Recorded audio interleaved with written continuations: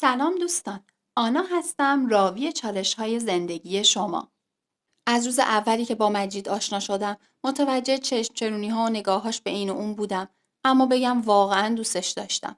جوری که چشمم روی همه چیز بسته بودم و ابلهانه فکر می‌کردم که ازدواج کنیم درست میشه.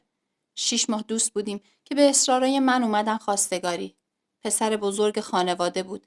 2 خواهر و یه برادر کوچیک‌تر از خودش داشت که هر سه تا مجرد بودن. پدرش مرد خوبی بود. بازنشسته بود که به گفته خودش تازگی‌ها توی آژانس محله‌شون هم مشغول بود. مجید خودش یه کارگاه شیرینی پزی داشت. همه چیز خوب بود. 2 ماه گذشت تا تمام کار جور شد و عقد و عروسی با هم برگزار شد. زندگی عاشقانه خوبی که ته دلم و قرص می‌کرد داشتم. حال خوب و دل غافل. 1 سال گذشت به خوبی و خوشی. اول فروردین بود. داشتیم حاضر می شدیم بریم عید دیدنی که بی هوا دردی زیر دلم احساس کردم. جوری که داد زدم و تا نصفه خم شدم. مجید بغلم کرد و با ماشین رفتیم بیمارستان. بعد از آزمایش و سونوگرافی اورژانسی مشخص شد که باردار بودم. اما بچه تو شکمم مرده. حالم افتضاح بد بود. کمردرد و حالت تهوع امانم و بریده بود. 3 روز بیمارستان بستری بودم و بعد برگشتم خونه. خواهر و مادرم 1 هفته پیشم موندن. حالم که بهتر شد رفتن. شب که مجید برای شام اومد گفت تا 1 هفته دیگه باید خونه رو خالی کنیم. یه جای دیگه ای اجاره کرده. حالم گرفته شد. من با اون کمردرد و وضعیتم همین فقط اسباب کشی رو کم داشتم. مادر و خواهرای مجید و مامان و خواهر خودم اومده بودن کمک. 4 روز تمام طول کشید تا کاملا جابجا بشیم و خونه رو بچینیم. خونه دلباز و قشنگی بود. خیلی بهتر از قبلی. یه روز بعد از نهار که مجید تازه رفته بود کارگاه داشتم ظرفا رو میشستم که زنگ در به صدا در اومد. از چشمی نگاه کردم. یک خانم جوان و زیبا.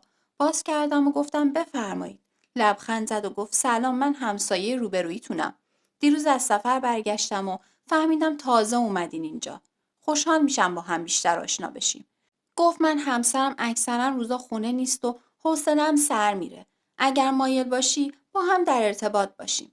لبخند کوتاهی زدم و دعوتش کردم داخل. به نظرم خانم خوب و متشخصی میومد. اصالتا اهل جنوب بود و بعد از ازدواج اومده بود تهران. گاهی اون میومد خونه ما، گاهی من میرفتم پیشش.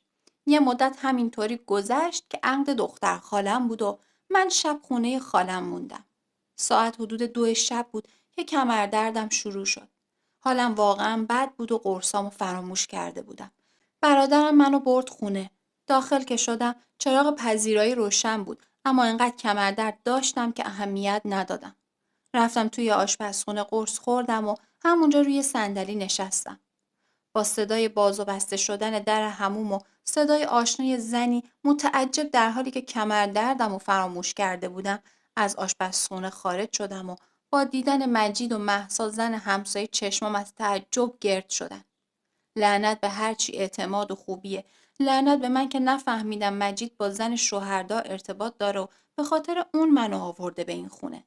بدون لحظه‌ای تردید با پلیس تماس گرفتم. شوهر اون زن اون شب خونه نبود. وقتی اومد بیچاره از عصبانیت سرخ شده بود و رگ گردنش بیرون بود. مجید 1 کلمه هم حرف نمیزد. از همون اول این کاره بود و به قولی ترک عادت موجب مرض. خدا میدونست چقدر دیگه گند بالا آورده بود و من ساده بیخبر بودم. سرسختانه دنبال طلاق بودم و نجات دادن جوانی خودم از دست این زندگی وارونه لعنتی. لطفاً برای همراهی با ما کانال رو سابسکرایب کنید و دکمه زنگوله رو روشن کنید.